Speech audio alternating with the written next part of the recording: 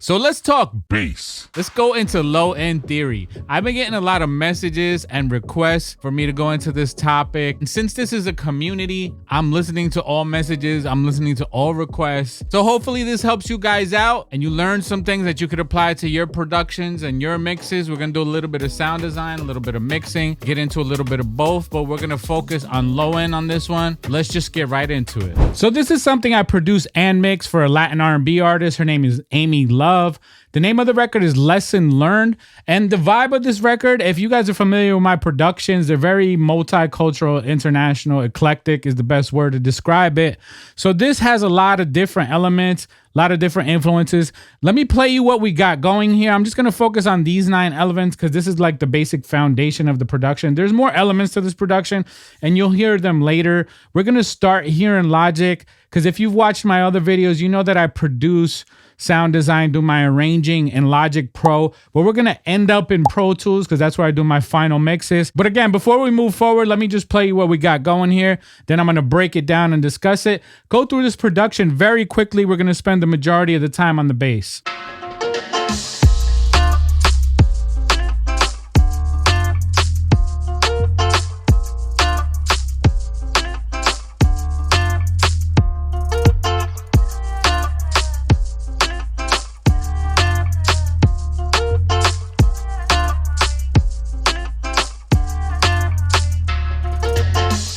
So that's the foundation of our production there.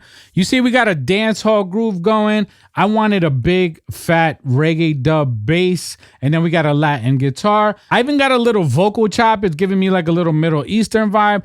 So we got a lot of different influences in there. So let's break these elements down one by one and I'll explain why I made all the choices I made. And then we'll focus on the bass line. First and foremost, we got our dance hall groove. If you guys are familiar with reggae dub, we got a big reverb, big delay on our fill here. That brings us right into our groove. And I wanted a very tight, punchy kick and snare. Because I wanted our kick and snare to cut right through that big fat bass line. And besides those reggae dub elements, I'm very much into boom bap, 90s hip hop and things like that. So you see we work some of that in there as well as far as like texture and sound design. Our shakers give us more of like a Latin vibe. Got some little hat rolls in there. Our crash just adds to our fill, introduces the groove. Then we got this Latin guitar. My boy Baz Valencia came in here and played this. And forgive me because he played a beautiful guitar. We recorded it into a Neumann, into a 1073 pre, and it was a great recording. But again, I was going for like this boom bap, reggae dub, very gritty kind of sound. And I wanted it to almost sound like we sampled it from an old vinyl. And I used a free plugin that we discussed on this channel before from Isotope that's actually called Vinyl. And I was able to kind of like lo-fi this and get it to sound like it's an old sample, even though it was a recorded guitar that we did here in the studio.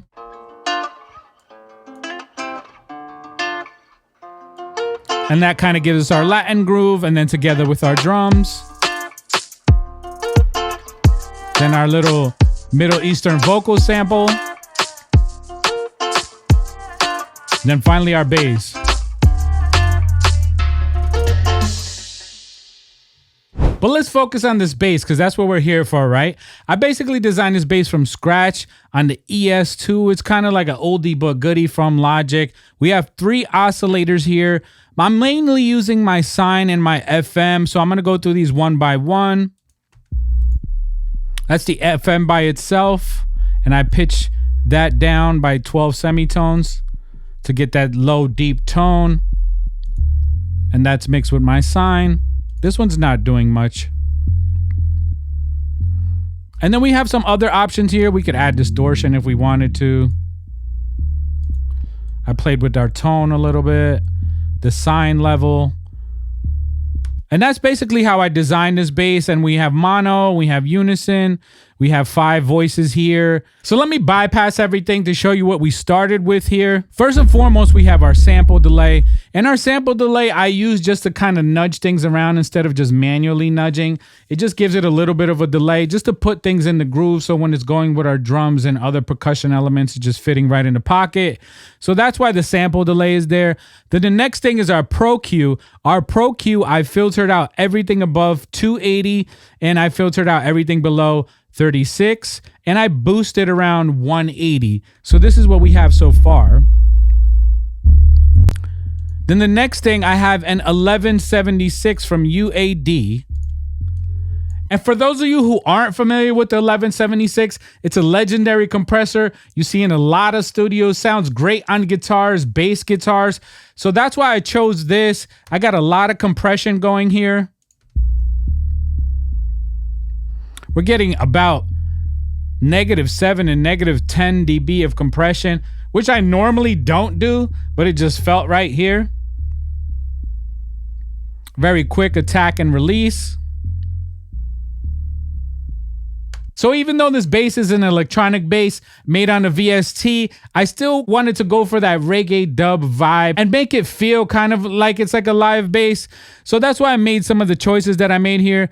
The next thing we have in the chain is called the direction mixer. That is also from Logic stock. The direction mixer allows us to have a crossover here, and everything below the crossover, I monoed it, and everything above the crossover, I kept the stereo spread. So everything below 1000 hertz here is being monoed, so that tightens up my low end. Then the next thing I did here is my Distortion 2 plugin. This is also Logic stock. We want this big fat bass to rattle cars, rattle clubs, but we also wanted to cut through when we're listening on iPhones and laptops, etc., right? So we got to kind of give it some mid-range tonality as well. So that's what I try to do here. So far, so good.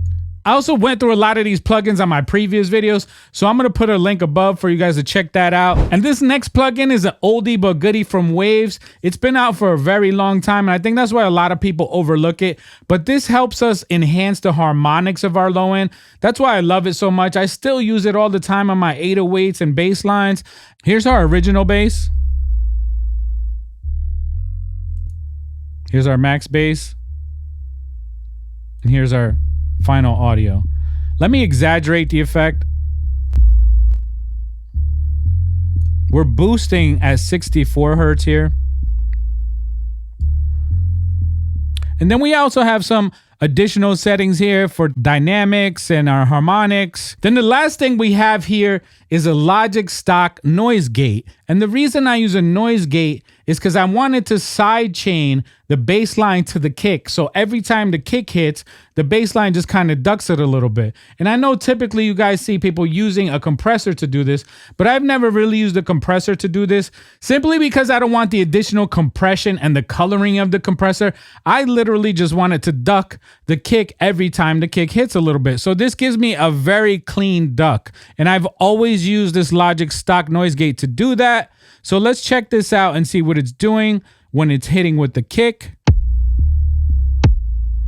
So as you can see, we have our bass line side chain to our kick here. And every time the kick hits, we get a little duck on the bass. And let me bypass it. That's without. That's with. So it's doing two things. Not only is it ducking the kick, but then this allows the kick to punch through more, right? And then we get that clean, tight reggae groove with the bass line, which is exactly what I wanted to go for here.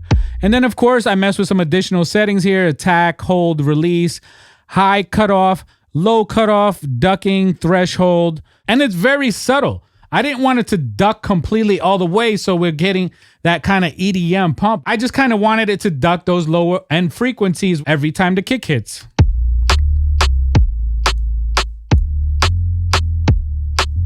So the last thing I wanted to show you guys is our final mix here on Pro Tools.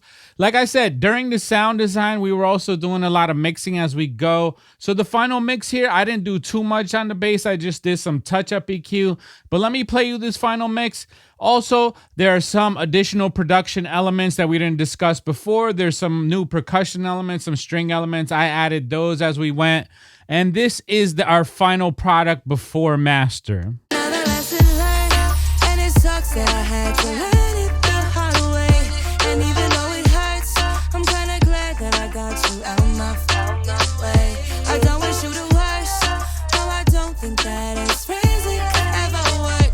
You didn't see my worth, no, you couldn't see my vision. And like I said, we didn't do much more to the bass here. We just got a little touch-up EQ. Let's check this out. I ducked some 48 and some 96. When I listened with fresh ears and we added all our new elements and our vocals, I think there was a little too much low end. It was muddying up the mix a little bit. And then I poked out around 270 hertz. And then I also poked out around 8400 hertz. And then I ducked a little bit at 936. And that was it. That was our touch-up EQ, and we got our final product. Let me bypass this EQ so you can see the difference that it's making. Another lesson learned, and it sucks that I had to learn it the hard way.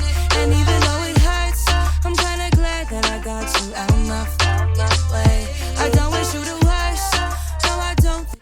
So you see the EQ just tightens up the mix a little bit, and that was it. It was very subtle. I hope you guys enjoyed that and learned something. If you guys are still getting stuck on some fundamentals of mixing, music production, don't forget my book is officially live on Amazon, 4 Horsemen of Mixing and Music Production. Or if you just subscribe, I have plenty other videos that go over this stuff. If you have any other questions, comments, leave them down below, and I'll see you guys next time. Costa Sound TV.